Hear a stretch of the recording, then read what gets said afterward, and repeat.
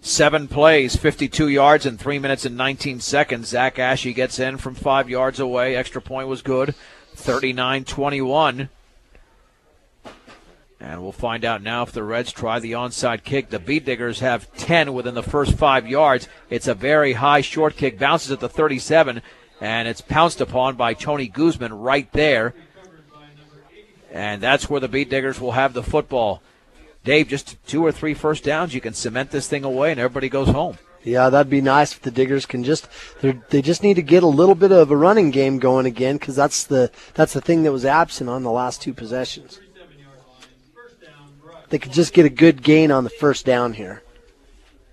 And that's what they haven't had recently, at least on their last possession. 1st and 10 at their own 37-yard line.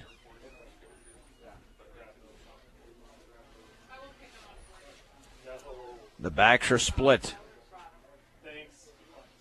And Garcia to hand it off to Weiser, running left, a huge hole across the 40 to the 45, heading towards the sideline. He's going to be knocked out of bounds as he stiffs arms a man across the 40 to the 37. Now the good news, he got the big first down. The bad news, he went out of bounds after the gain of 26. Just a nice run there by Cameron. Boy, he shows a lot of speed. As he was running with their fast guys, those DBs were having a hard time keeping up with them. So the Beat Diggers have it at the 37 now. Keep the ball in the middle of the field and takes up some time.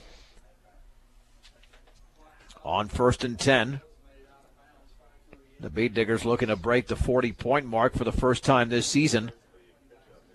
Garcia to hand it off right up the middle to Weiser. Breaks out of a tackle to 35. Still on his feet to the 25-yard line. And he hurdles a defender. First down across the 20 to around the 18-yard line. Another big gain. This is 19 yards. And a first down for Brush. So we have Morrow with 13 carries, 86 yards. Weiser, 13 carries, 91 yards. And Garcia, 14 carries for 68 yards. That's balance. Nice balance at that. When secondary players are making the tackle, Selby has made quite a few. Seth Selby for Eaton tonight. Still plenty of time to go in this game with 5:12 remaining. Brush leading 39-21, 1st and 10 at the Eaton 18-yard line. Backs are split. Garcia to hand it off on the left side to Larrick, swinging it to the 15-yard line. He's got the sideline to the 10, to the 5, drives, and he's knocked out of bounds at around the 3. It's a gain of 15, and it's 1st and goal for the Beat Diggers as these running backs are doing an extremely good job. They are getting out of bounds, though. And it was Cameron Segura making the tackle. No, Larrick's got fresh legs out there, and he's a good running back. He had a lot of good carries last year, I remember. So the Beat Diggers down to the 3-yard line.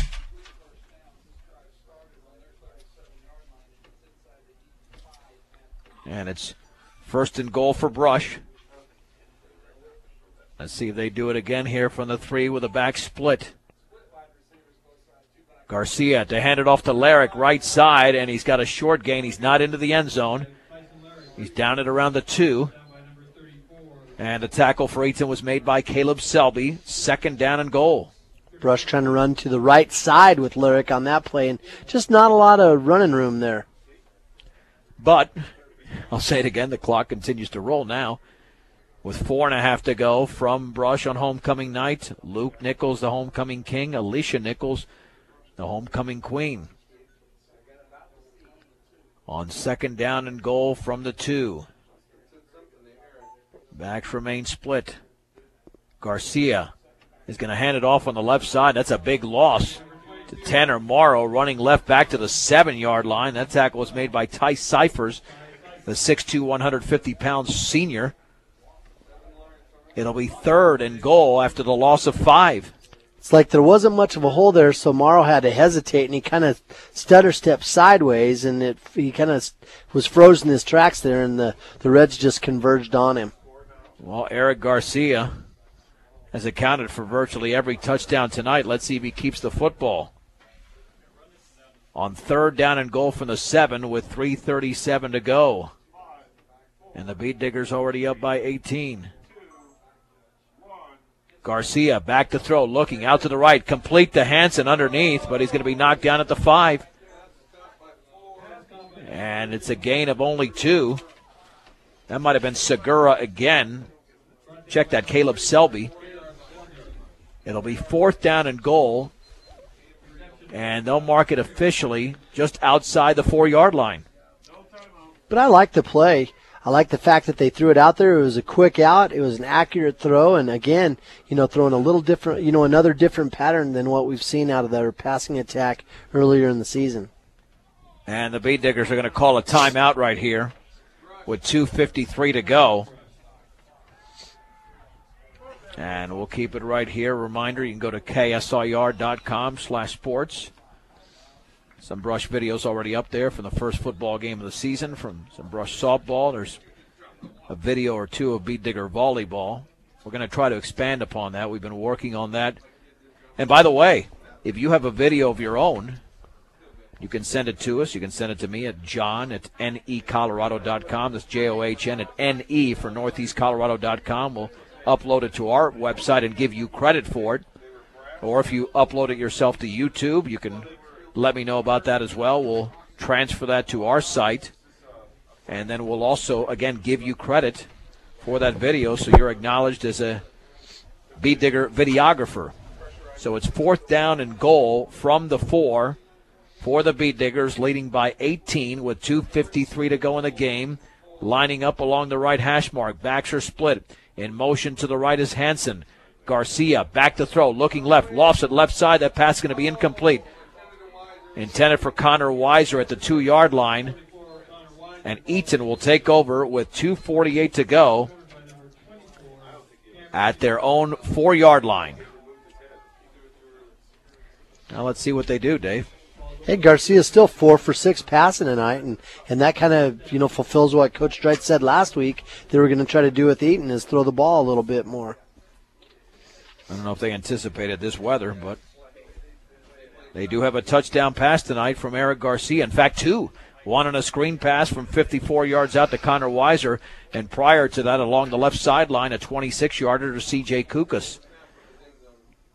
1st and 10 from their own 4-yard line after the Beat Diggers were stopped on downs. Man in motion to the right. Tony Ball is going to run that way, cut it back to the outside, and he's down. He stumbled, and he's down at around the 2. He just slipped. Nobody touched him. So it's a loss of 2.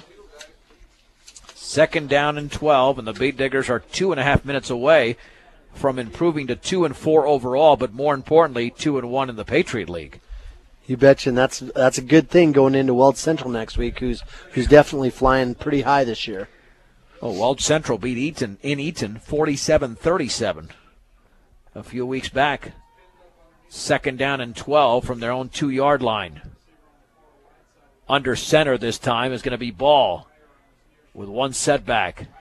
Reher is in motion to the right. And back to throw from his own end zone. The throw out to the right is incomplete. That should be grounding.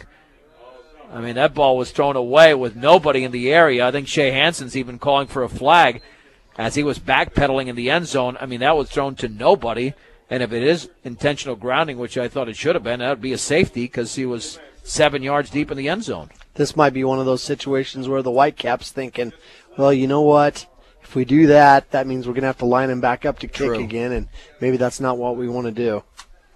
3rd down and 12 from their own 2-yard line. Maybe a simple handoff just to get Eaton out of trouble would suffice with 1:55 to go. Ball is under center. And the Reds call the dreaded timeout in a game that's been decided, but they want to run the plays correctly.